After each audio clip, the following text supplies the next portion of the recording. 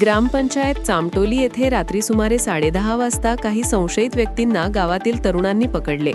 सदर व्यक्ती चामटोली ग्रामपंचायतीचे अधिकृत दस्तऐवज व हायकोर्टातील प्रकरणासंदर्भातील कागदपत्रे पडताळणीच्या नावाखाली गायब करण्याच्या उद्देशाने आल्याचा गंभीर संशय व्यक्त केला जात आहे. त्यांच्याजवळ कोणतेही अधिकृत आदेशपत्र किंवा ओळखपत्र आढळून आले नाही. सुरुवातीला त्यांनी पुण्यावरून ऑडिटसाठी आल्याचे सांगितले, मात्र प्रत्यक्षात ते धाराशिव येथील असल्याचे पुढे स्पष्ट झाले. घटनेची माहिती मिळताच पोलिसांनी तात्काळ घटनास्थळी येऊन संबंधितांना ताब्यात घेतले. विशेष म्हणजे या घटनेनंतर उशिरा ग्रामसेवकांकडून डिजिटल स्वाक्षरीद्वारे एक पत्र पाठविण्यात आल्याची बाब समोर आली असून त्यामुळे संपूर्ण प्रकार अधिक संशयास्पद ठरत असल्याची माहिती स्थानिक ग्रामस्थांनी दिली आहे. या प्रकरणाची सखोल चौकशी करून संबंधितांवर कठोर कारवाई करावी, तसेच ग्रामपंचायत व न्यायालयीन कागदपत्रांची सुरक्षा सुनिश्चित करावी अशी ठाम मागणी धनाजी इरमाली यांनी केली आहे. या संदर्भात जयेश नंदू केवणे यांनी आपली भूमिका स्पष्ट करत संपूर्ण प्रकरण गांभीर्याने घेण्याचे आवाहन केले आहे.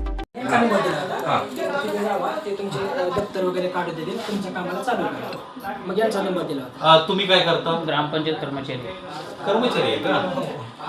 मग हे 10:30 वाजता सुट्टीच्या दिवशी आले. आज सुट्टी असते आपल्याला माहिती आहे, बरोबर आहे ना? मग सदर बाबत तुम्ही इथले जेवढे सदस्य आहेत, ग्रामपंचायत सदस्य किंवा इतर कोण सरपंच बॉडी आहे, यांना तुम्ही विश्वासात घेतलेला किंवा सांगितलेला का? कारण ही महत्वाची दस्तऐवज आहे जे की आपल्याला भरपूर म्हणजे ह्याच्यानुसार आपल्या जेवढ्या गावातील कामं आहेत ती मार्गी निघतात, बरोबर आहे ना?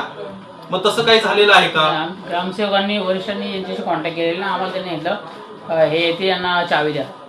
कोण बोलले तुम्हाला? ग्रामसेवक बोलले, बरोबर आहे. ग्रामसेवक कोण आहेत? त्यांचं नाव काय आहे? कैलास हेगडे. कुठे आहेत आता ते? मुरबाडला. त्यांच्याशी संपर्क साधलेला का तुम्ही? त्यांनी काय सांगितलं तुम्हाला?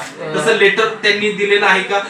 बीडीओनी लेटर दिलेलं आहे का किंवा इतर कोणी लेटर दिलंय का? कारण ही जी कागदपत्र ती खूप महत्वाची आहे, कारण त्याच्यावर एलिगेशन झालेत, लोक जमलेली आहेत बाहेर, बरोबर आहे ना? तसं काही लेटर दिलेलं आहे का? ग्रामसेवकांकडे असेल, मला नाही माहिती. तुम्हाला नाही माहिती, बरोबर आहे ना? ठीक आहे, ग्रामसेवकांना कॉल लावून द्या, मी बोलतो. कारण ते आपले इथले हे आहेत ना, ग्रामविकास अधिकारी आहेत, ते त्यांच्याशी कमीत कमी त्यांना नावं विचारतो. लेटर असेल तर लेटर पाठवा म्हणतो. मग ते असलं तर मग काय प्रश्नच नाही, बरोबर आहे ना? परंतु इथं कोणतरी माणूस, तुम्ही होता का इथं दिवसभर? साहेब, आपल्याला मला एवढं सांगायचे का ह्या सगळ्या दुकाने त्याची चालू आहे, आपण यांना आपल्या पोलीस स्टेशनला घेऊन आपल्या सविस्तर चौकशी करणार आहोत. इथं का तर बेसिक गोष्ट आम्हाला विचारायला नको का? त्यासाठी ते चाललंय. काय माहिती का, ग्रामसेवक बुक आहे कारण ना, अजून जर जास्त लोक जमली तरी तशी तुमचा कायदा सुव्यवस्थेचा प्रश्न नाही, कारण ऐकून घ्या, सगळ्या ग्रामपंचायतीला समजलंय, प्लीज एवढं जर तुम्ही नाही, मी इथून घेऊनच जाणार आहे लगेच. मग तुम्ही, कारण काय माहिती का, मी आपल्याला कल्पना दिली का बाहेर बरीच लोक जमलेले आहेत, कारण उद्या जर का कायदा सुव्यवस्था बिघडू नये म्हणून आपण याला लवकर फक्त एकदा खात्री करून घेतो मी. साहेबांशी बोला. हॅलो, हा नमस्कार, PSI पाटील बोलतोय, कोळगाव पोलीस स्टेशन. हा नमस्कार. इथं 2 अनोळखी इसम आल्याचा दावा केलेला होता. मग आता ते म्हणतात की आम्हाला व्हिडिओने पाठवलेला आहे आणि तुम्हाला माहिती आहे. हा